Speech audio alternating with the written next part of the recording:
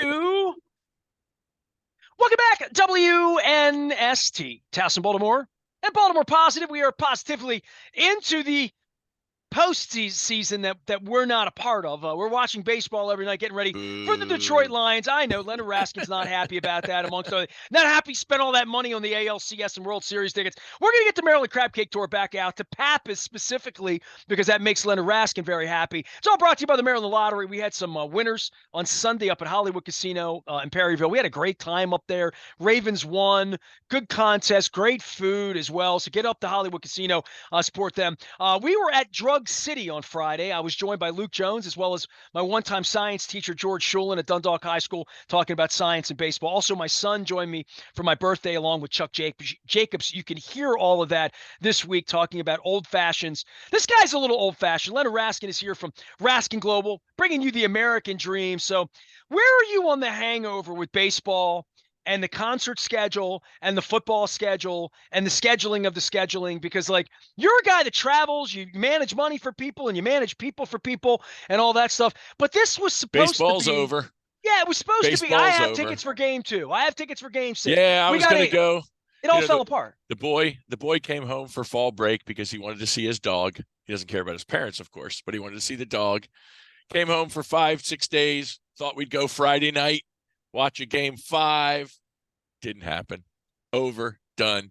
Got up early Sunday, caught the Ravens. Ugly win.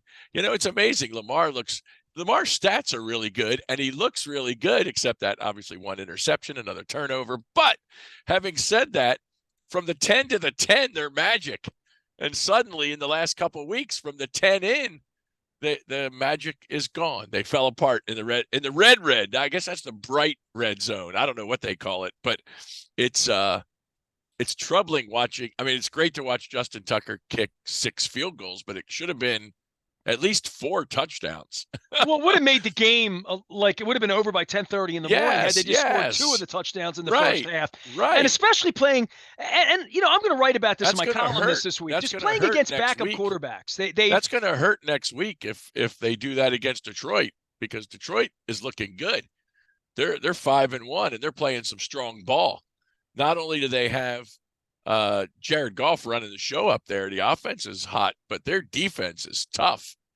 And if you get 3s, they're going to put up 7s. It's going to be a tough night, tough morning, tough day, whatever it is. We have 3 of these NFC games coming up. Detroit. We go to Arizona next week. Then Seattle comes in here. This is a little different than Cleveland and Pittsburgh and Cincinnati. And I think the London game is different in that they went over there a week early because they didn't want to have the disaster. I think that was smart. But Lucas talked a lot about the hangover when you come back. When they came back from London in 2017, they played awfully against the Pittsburgh Steelers following week. Come back quickly, and they didn't choose to have their bye the week after the London trip, which a lot of teams apparently do. But they didn't. So they're coming back to a hot Detroit team. Go figure. This was supposed to be a homecoming game. They're honoring Suggs this week. Right. Bringing all the play. All the alums are calling me, hey, Ness, where are you Saturday night? Whatever. I said, I'm at Raskin's parties where I'm going to be Saturday. Come out and eat some crabs with me. That's right. Drop by, have a crab. This Lions game is supposed to be a homecoming game. I mean, you're a Big Ten fan. You saw Maryland put Illinois on the homecoming schedule. And what the hell happened there? Boo. Bad plays. Bad execution. Bad loss. They went out and laid an egg. I think they had the Ohio State hangover. They got whooped, and then they came home, and homecoming was supposed to be a big win, and the Illini jumped up and smacked them. Just goes to show you. Look, the Jets beat the Niners, for goodness sakes, right? No. The Niners. The Browns beat the Niners. Browns beat the Niners. The Jets beat the Eagles. Jets beat the Eagles, right. Two undefeated teams drop into what? Drop into the Browns with a 3rd-string quarterback and drop into the Jets. Just, you don't need to say anything else. It's the Jets. The Jets don't have their starting quarterback. We know that. They have nothing.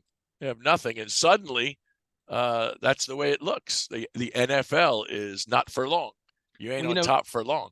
I make my picks here every week with Hollywood Yeah. Casino. So Christian Yeah. Horton comes on, How'd you and, do? and this is the first year in Right. 20 years that I've like done it. And I'm not doing it in the way that normal gamblers would do Right. it, right? Like Right. a normal gambler would overs and unders. I had a guy, you'll love this. I'm sitting at Hollywood Casino on Saturday or Sunday morning. We're up there giving lottery tickets away, doing our thing with our friends up there. And a guy comes and sits at the bar with me at halftime. And I'm sitting at the, Yep. and I had a lot of space. And the guy sits down, he starts talking to me. He didn't know who I was, or he was just, Right. he was a football fan. Yeah. He's like, I got 17 points with the Titans. And I'm like, how'd you do that? He's like, well, I bet it in the first quarter. Once the game started Right. and they were Right. losing really bad, you can then bet in the middle of the game. I know. Crazy, Get isn't it? more points. He's 'Cause like, it I shifts. felt like 17 points. If they lose by 17, I felt like they would have a comeback. And lo and behold, they Right. did. And he Right. got his 17 points. He sat there, he ordered 2 orders of mussels, and the mussels look great at Hollywood Casino. And he sat there eating the mussels. And by the time he finished, he had won his bet. And he There you sat go. down and he said to me, I got 17 points with the Titans. And I'm thinking to myself, he said, that's the way I bet. I watch the game start. And then I bet I see a team get behind and I get more points. And if I believed in the team at the beginning and I get more. So everybody has a system on this, right? Right. Including But you're Harbaugh just- going over there Are early. you Everybody's just playing picking the games? system. Are you just picking games or are you picking spread? So I'm picking spread. Okay. No, How'd 'cause you it's do? legitimate. Yeah, how'd you Well, do? I want to talk about earlier in the year because we're Okay. 5 weeks into this. I got off to a rousing start week 1. Yep. And then I did okay in week 2. Yep. And then I 500 it in week 3. And then I struggled a little bit in week 4. And then I came back to life in week 5. And then this week is the week I got my ass kicked. So Right. I am 6 and 7, right? I can't even get to 500 as For the week. 6 and 8, excuse For me. the week. Yeah, I can only get to 6 and How you doing for 7 6 and 8. weeks? Do you have your total? Yeah, I do. You ready? I was Yeah, 43, I'm ready. 32, and 3. And so Okay. I was 11 over 500 going into the week. Okay. I'm now 2 under this week. I can still make it right. Pray for the Dallas Cowboys on Monday night if you're listening go. to this. For the end of the season, you'll be 500 or worse, and the house wins.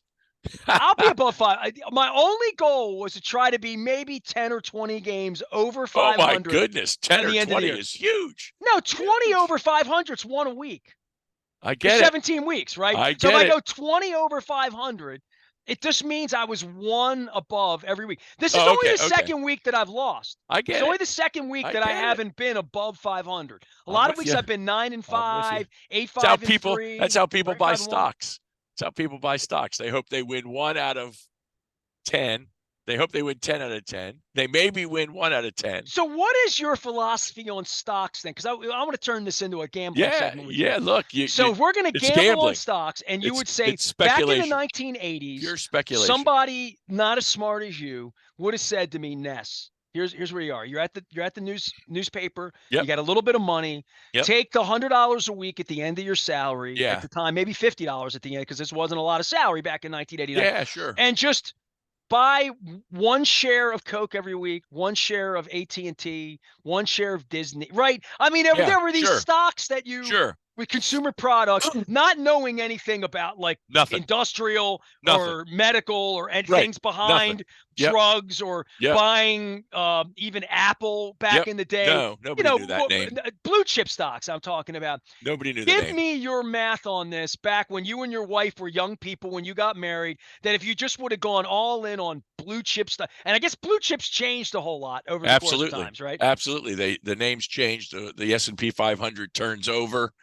Good companies go in, bad companies go out.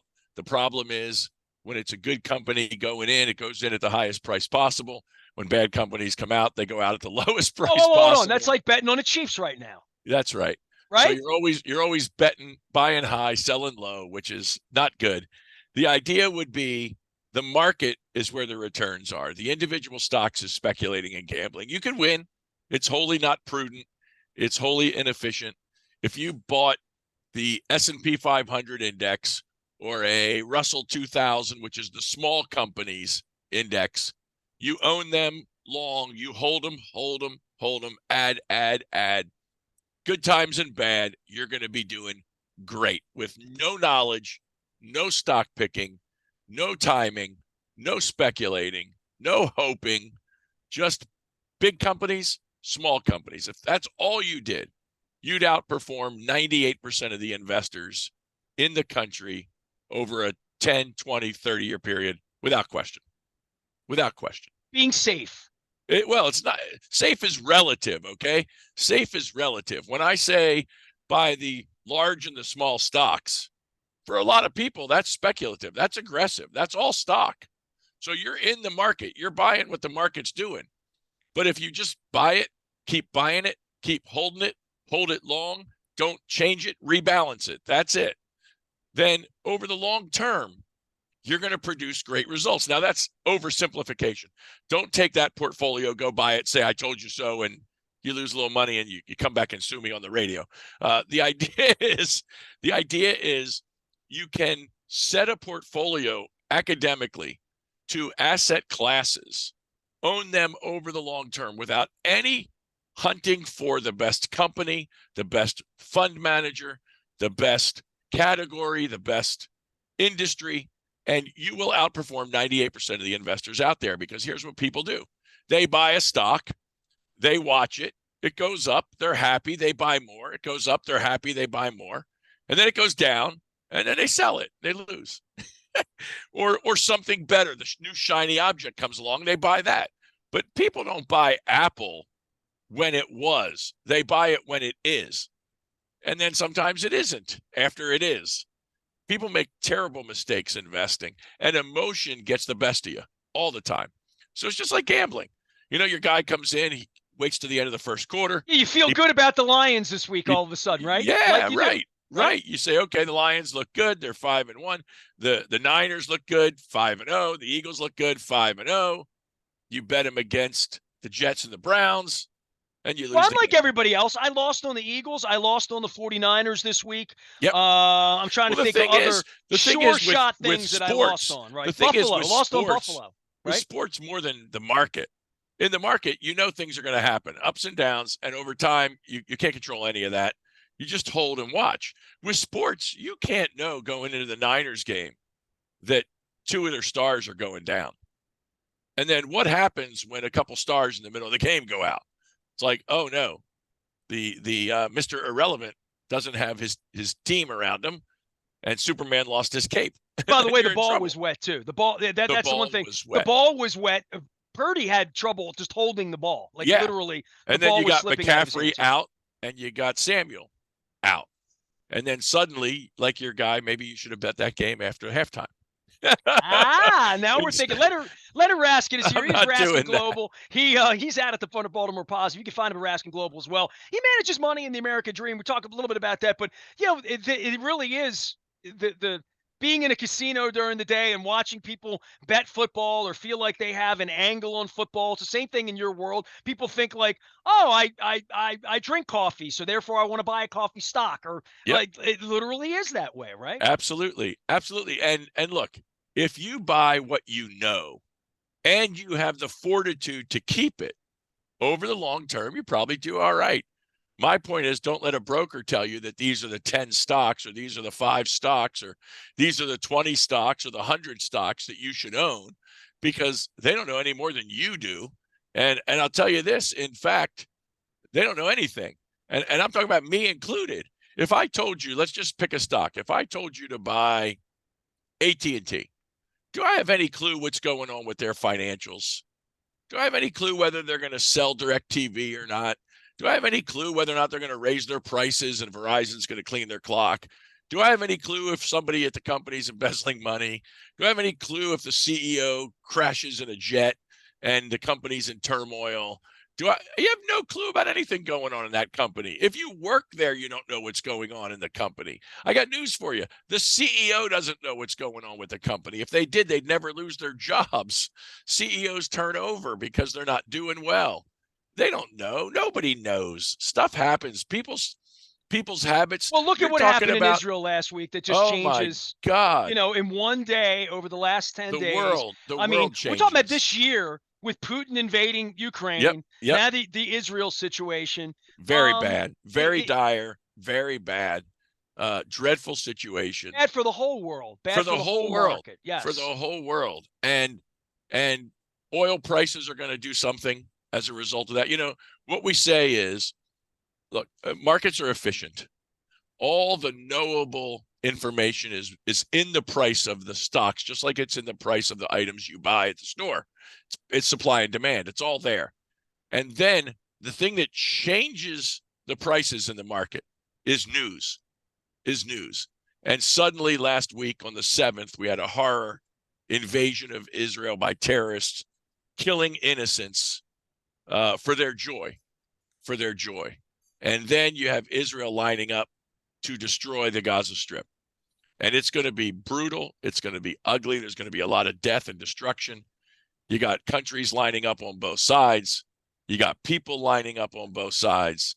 It's going to be nasty. It's going to be horrible. And people think war is good for the market. It is not. It's never good for the market. But having said that, if you went back to World War II and you looked at the Holocaust and you knew in advance everything that was going to happen, the atomic bomb, you knew everything that was coming, what would you have done with your money? You would have been out of the stock market. And yet over that period of time, the stock market had an amazing return.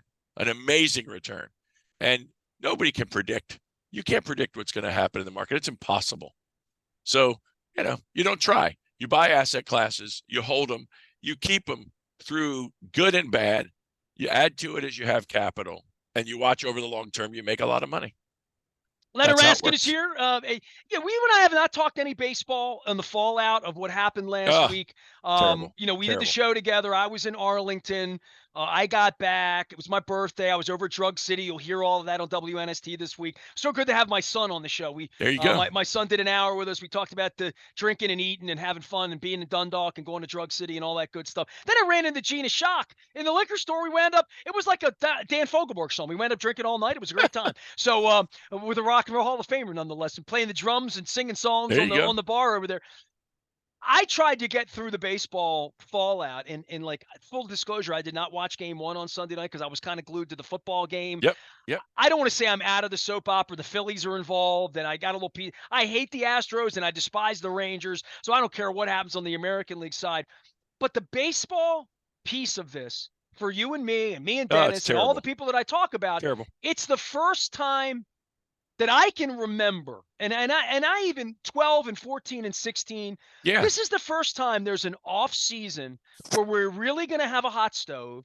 We really have expectations. There's going to be questions for the owner, even though he's going to lie and not answer them. Right? Who they going to sign? It's not even signing. It's going to be about trading. Who they going to because of the arbitration with Mullins, with Santander, got a lot with of people. Hayes, a lot of with people. The pitching situation, with Gibson going out, and the Fujis, and the Mateos, and the Uriases, and then the Kausers and the Kerstats and the Holidays and Westberg, these guys that are all coming up. Who are you going to be? We're going to talk baseball here for the next 5 months. Mix it in with football. Huh? Hasn't happened in a long time. First things first. This a-hole better sign the lease. Like, let's start with that, and then we'll move to everything else. But the lease is important. What's going on? What is above that? and beyond that, how they're going to manage, and this is for you, Leonard Raskin, Mr. Money Guy. How they're going to manage their money, how they're going to manage their resources, how they're going to manage their talent, how they're going to manage their human capital, right? Yep. Well, they got $600 million coming from the state if they ever sign this deal. $600 million goes a long way to help you sign some players. I don't care what they say. Money is fungible. It's money they don't have to spend on other things. That's right. That's right. Well, it's for stadium improvements. We can only use it for stadium improvements. Can you imagine if you gave me $600,000 right now or $6 million and said, Ness, you can't spend it on your mortgage. You can't spend it on a car or gas. That's right. Only for food and health care. For as long as you need it for food and health care. Okay, whatever. Nonsense. Medicinal cannabis. Here we go. There we go. Right. No, but you'll spend it on. You have to spend it on something, right? Right. The thing is, what you get to spend it on is what they tell you have to spend it on, which means you don't have to spend $600 million, or as we talked a little earlier, the case of Iran, $6 billion on humanitarian needs. You can spend it on war, or in this case, he can spend that on the building behind you, so he can build up the area around the warehouse, and he can put nice new cushions on the seats or whatever he wants to do. But he doesn't have to use $600 million of his own money for that, which means he can sign Rutschman, Henderson. He can find one pitcher, one strikeout pitcher. It seems striking out people was very hard in the postseason. I don't know why, but you need whoever you need, and you got good young talent. Look, we talked about it, I don't know, a week ago, 2 weeks ago, watching the International Minor League World Series, whatever it was, the championship game where they beat the Dodgers, the young kids. And it's time to figure out who you're going to be. And they've got the talent. They got the base. Let's face it. Up the middle, you got all you need up the middle. Who's going to be your center fielder? I guess that's the question, right? Who's going to play center? Are you going to sign Cedric? It's not about signing. It's arbitration eligible. It's going to move these guys to $6-7 million a year. Right. Mountcastle, ditto. And Santander is really the guy who's going to make $12 million a year. Yep. And well, he's made nothing, so he deserves a payday. He gets paid for what he did. Does that come out of Angelos's money, or do you deal him off to the Tigers or deal him off to the White Sox and try to do something else? I mean, everybody's playing the same game with pitching, but the Orioles are dealing from a huge surplus of position. This is Mike Elias. This is why he gets paid the big bucks. That's why he's getting the big check and the gray hair, because he gets to figure it all out, and decide who they want to keep, who they want to go get. Is Shohei Ohtani available? Well, that's a different price range, and can he pitch at this point as well? One thing they won't have next year, they won't have Batista as a closer. That's right. And the thought that Gibson's going to return, probably not so much. Who's going to be your closer? Is that going to be DL Hall? I mean, is that your closer? He pitched well in the playoffs. Maybe he did. He did. Leonard's been paying attention. Are you on to hockey yet? Are you? I am. Ready? You are. Caps lost the first game 4-0 to Pittsburgh. It was debilitating. It was a terrible night. Opening night, new coach, big high hopes. It's going to be a great season. Ovechkin's going to get closer and closer to Gretzky's record. And then what happens? Sid the Kid, the Squid, comes in, scores 2 goals. Malkin scores a goal, and they lose. Same names we had 10 years ago. They lose to the hated Pittsburgh Penguins. Ovechkin's 38. Who has more gray hair, you or Ovechkin? Can I ask you? I think we're about tied. I think he's got less. I still have more, I'll tell you that. Well, you're a little older. But no, I'm talking about hair. Oh, yeah. He's got less. He's got less hair. What he's got is all the salt and pepper. You're absolutely right. But at 38, they asked him when it's over. He said, well, he's not having fun anymore. And this is, you talk about the Orioles. Try to make up a hockey team the other night when they played. Pittsburgh is the oldest average age team in the NHL. The Capitals are number 2.